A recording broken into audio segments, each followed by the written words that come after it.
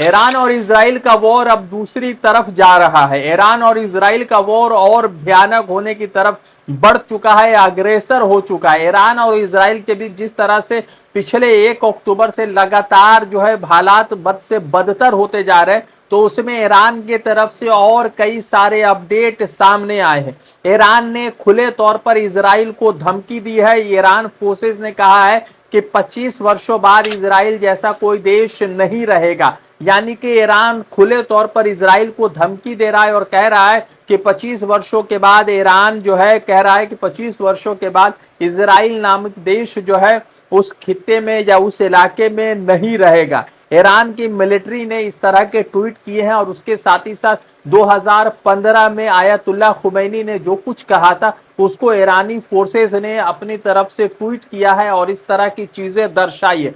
आपको बता दें कि ईरान के फॉरेन मिनिस्टर है यानी कि विदेश मंत्री है जिनका नाम है अब्बास अराक्ची, उनके तरफ से एक बड़ा अपडेट सामने आया है। अब्बास अराक्ची के तरफ से कहा गया है कि जिस तरह से 26 अक्टूबर को ईरान के ऊपर इजराइल का हमला होता है, बमबारी होती है, तो इजराइल को जवाब दिया जाएगा, सही समय पर जवाब दिया जाएगा और जवाब के लिए इजराइल तैयार रहे। आपको बता दें कि 7 अक्टूबर 2023 में जिस तरह से इजराइल और फलस्तीन के बीच में युद्ध शुरू हुआ था, उस युद्ध में ईरान का एक बड़ा रोल था क्योंकि ईरान ने लगातार फलस्तीन के समर्थन में बातें कही थी। लेबनान के अंदर मौजूद हिजबुल्लाह को ईरान ने लगातार सपोर्ट किया था और जिस तरह से इजराइल के अंदर 1 अक्टूबर को ईरान ने बमबारी की और उस 1 अक्टूबर का जवाब इजराइल ने 26 तारीख को दिया और उस 26 तारीख में ईरान ने खुले तौर पर लिख दिया है कि अब इजराइल को जवाब दिया जाएगा, सही समय पर जवाब दिया जाएगा।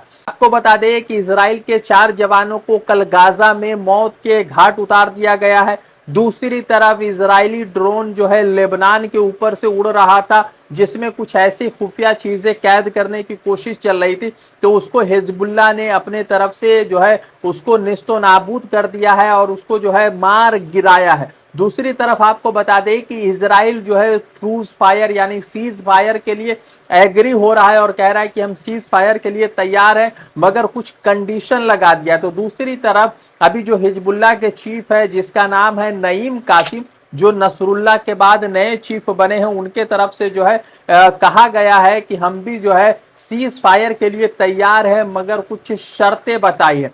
शर्तों का ऐलान नहीं हुआ है मगर यह जरूर कह दिया गया है कि जो शर्तें होगी वो अगर वो शर्तें मानी जाएंगी तभी जो है ये सीज फायर का ऐलान किया जाएगा।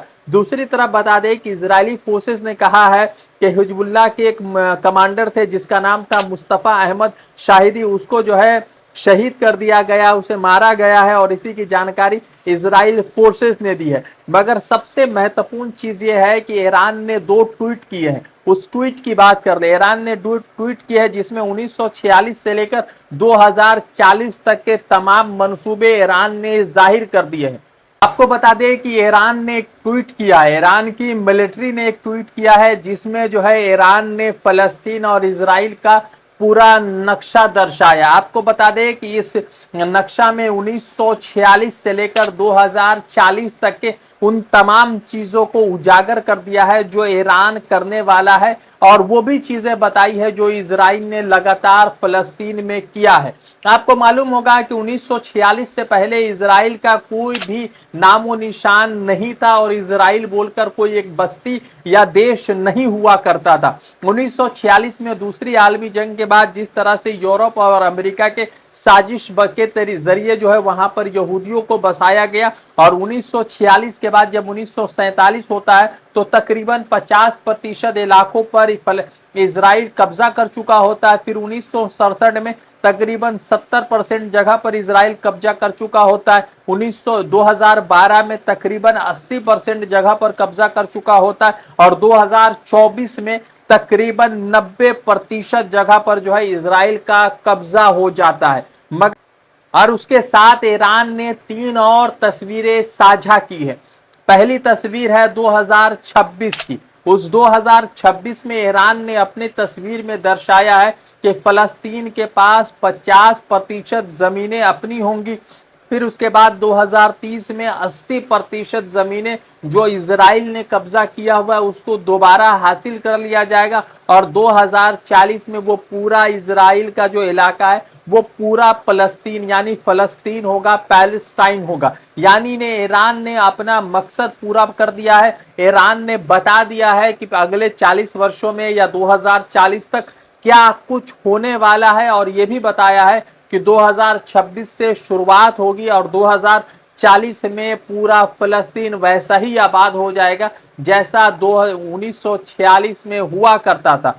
अब समझना यह है कि फलस्तीन के समर्थन में ईरान ने जिस तरह से इस जंग को लड़ा है और जिस तरह से ईरानी मिलिट्री ने इस फोटो को ट्वीट किया है तो उसका एक मकसद क्लियर हो रहा है कि अब जो है ईरान फलस्तीन की मुकम्मल आज़ादी चाहता है और इसीलिए यह तमाम तस्वीरें शेयर की जा रही। वैसे ही ईरान मिलिट्री की तरफ से कहा गया है, विदेश मंत्रालय की तरफ से कहा गया है कि आने वाले दिनों में जो है जवाब दिया जाएगा, सही तरीके से जवाब दिया जाएगा। अब ईरान जो है फलस्तीन के मामले में इजराइल को और क्या कुछ जवाब देगा ये आगामी वक्तों पर सुनिश्चित है और आगामी वक्तों पर ही पता चलेगा कि क्या कुछ होने जा रहा है। रजा अंसारी की रिपोर्ट, द इंडियन खबर के लिए। द इंडियन खबर, सच आपके सामने।